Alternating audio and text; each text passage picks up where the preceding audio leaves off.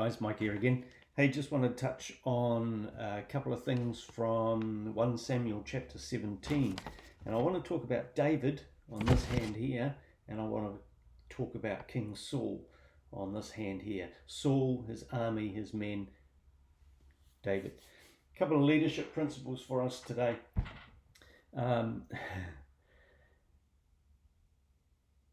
Verse 48, David ran to Goliath.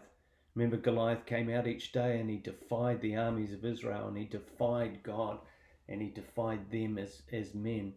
But it says in verse 48 that David ran to Goliath. So when Goliath came out and David actually went to take him, he didn't sit there and let Goliath come to him. He went and got him.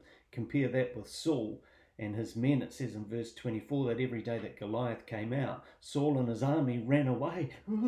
They were frightened. They had fear. It says they were so anxious in their hearts that they just ran.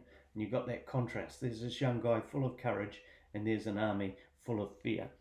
Second thing is this, David was anointed. He was creative. He was free. He lived in that anointing that he had. He was expressive. You see that in things like, I'm not wearing this armor, get it off me.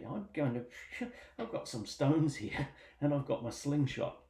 Whereas Saul is depicted as being very religious, very worldly, and as a leader, he was very, very oppressive.